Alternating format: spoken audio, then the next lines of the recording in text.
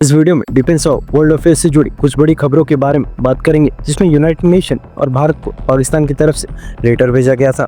भारत का रक्षा अनुसंधान एवं विकास संगठन यानी कि DRDO हाइपरसोनिक क्रूज मिसाइल के टेस्ट की तैयारी कर रहा है। वहीं DRDO चीफ की तरफ से ये कहकर साफ कहा गया है कि भारत का जो प्रोजेक्ट कोशा है वो S-400 डिफेंस सिस्टम से कहीं आगे और S-500 को टक्कर देने वाला डिफेंस सिस्टम है, जिसके M1 मिसाइल का टेस्ट भारत करने जा रहा है। और भी कई डिफेंस से जुड़ी खबरों के बारे में इस वीडियो में बात करेंगे, इसलिए वीडियो को अंत तक जरूर देखिएगा।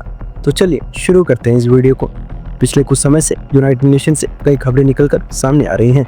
कल ही हमने आपको बताया था कि किस तरह से यूनाइटेड नेशन में फंड की कमी के चलते हजारों लोगों की नौकरी खतरे में पड़ गई है।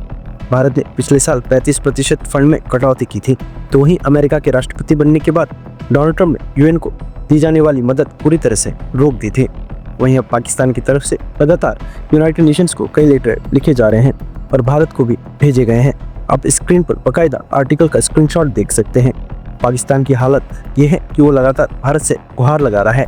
पाकिस्तान के जल संसाधन मंत्रालय के सचिव सैयद अली मुर्तजा ने भारत को 4 पत्र लिखे हैं।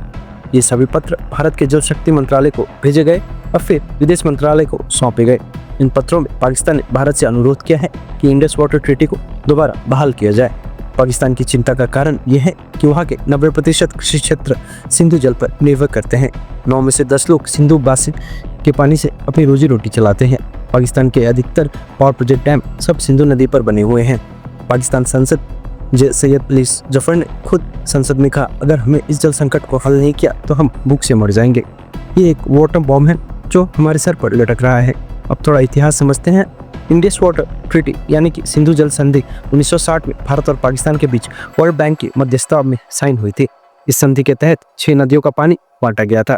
भारत को मिला रवि, बीस और सतलज। पाकिस्तान को मिला सिंधु, झेलम और चिनाब। भारत 60 सालों से इस संधि का ईमानदारी से पालन किया, लेकिन अब सवाल उठता है, क्या पाकिस्तान ने बदले में कुछ किया? पाकिस्तान भारत पर 3 युद्ध थोपे और हजारों आतंकी हमले करवाए। पाकिस्तान की जमीन से आने वाले आतंक भारत शांतिशीलता की परीक्षा लेते रहे। 24 मई को संयुक्त राष्ट्र सुरक्षा परिषद की एक अनौपचारिक बैठक में भारत के स्थायी प्रतिनिधि मंडल हरीश ने कहा, भारत बार बार धैर्य और उदारता दिखाई, लेकिन अब हालात बदल गए हैं। सुरक्षा की चुनौतियां बढ़ रही हैं, साफ ऊर्जा की जरूरतें बढ़ रही हैं और जलवायु परिवर्तन का असर भी दिख रहा है। भारत ने पिछले 2 साल में पाकिस्तान को कई बार कहा कि ट्रीटी में बदलाव पर चर्चा करे, लेकिन पाकिस्तान ने हर बार रोक लगा दी। अब जब भारत ने ट्रीटी को सस्पेंड कर दिया है तो पाकिस्तान के पास ना कोई नैतिक आधार बचा है और ना ही कोई कूटनीतिक ताकत। भारत का संदेश साफ है, जब तक पाकिस्तान विश्वसनीय और स्थायी रूप से आतंकवाद का समर्थन बंद नहीं करता, ट्रीटी निलंबित ही रहेगी। प्रधानमंत्री नरेंद्र मोदी पहले ही कह चुके हैं, ना मैं ज्यादा बोलता हूँ न छोड़ता हूँ। पाकिस्तान के प्रधानमंत्री शहबाज शरीफ कह रहे हैं कि वो भारत से शांति वार्ता चाहते हैं, लेकिन भारत साफ कह चुका है, आतंकवाद और शांति साथ नहीं चल सकते। संभावना यही है कि अगर पाकिस्तान का रवैया नहीं बदला तो भारत इसे स्थायी रूप से रद्द भी कर सकता है, और अगर ऐसा होता है पाकिस्तान में भयानक जल संकट खड़ा हो जाएगा। यही कारण है कि इस समय पाकिस्तान काफी ज्यादा डरा हुआ है और यूनाइटेड नेशन से भी अपील कर रहा है।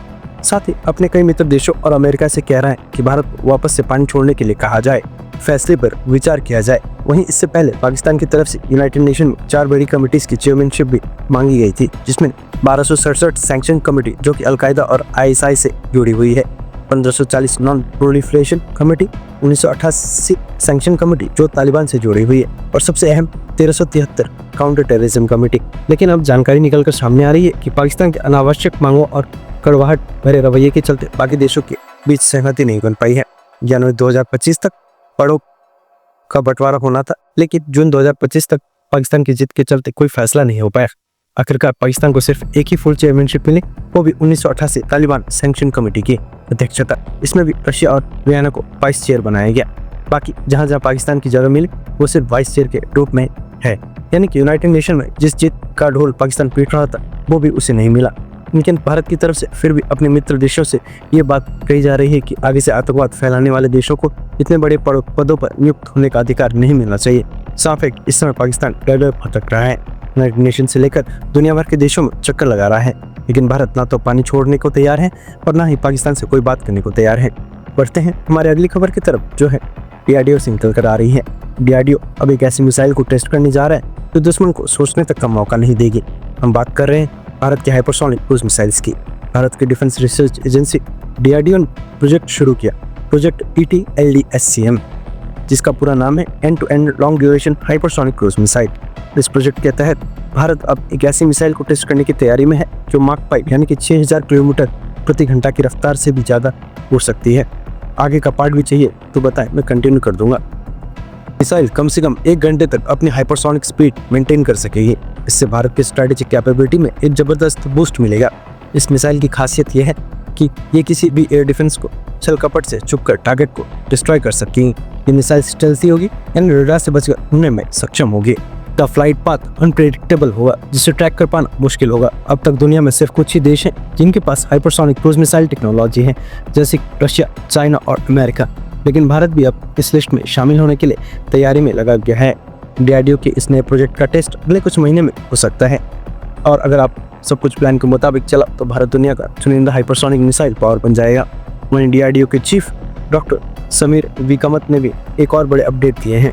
उन्होंने कहा है कि भारत का प्रोजेक्ट कोशा ऐसा डिफेंस सिस्टम होगा जो रशिया के S-400 से आगे निकलेगा और S-500 को भी टक्कर दे सकता है। प्रोजेक्ट कोशा का मुख्य लक्ष्य है एक मल्टीलेयर्ड एयर डिफेंस सिस्टम तैयार करना, जिसमें ballistic missile, cruise missile, drone और फाइटर जेट जैसे किसी भी हवाई खतरे से देश को सुरक्षित रखा जा सकता है। ये सिस्टम भारत के आत्मनिर्भर रक्षा मिशन के लिए एक बड़ी उपलब्धि होगी। डॉक्टर कामत ने यह भी बताया कि इस सिस्टम का पहला फेज 2028 तक तैयार हो सकता है, और जब ये पूरी तरह ऑपरेशनल हो जाएगा तो भारत के डिफेंस दुनिया के टॉप 3 में आएंगे। दोस्तों, ये थी आज की कुछ बड़ी डिफेंस और वर्ल्ड अफेयर्स से जुड़ी अपडेट्स। अगर आपको ये वीडियो पसंद आई हो तो लाइक, शेयर और कमेंट जरूर करें। चैनल को सब्सक्राइब करना ना भूलें, और मिलेंगे फिर अगले वीडियो। तब तक के लिए जय हिंद, जय भारत।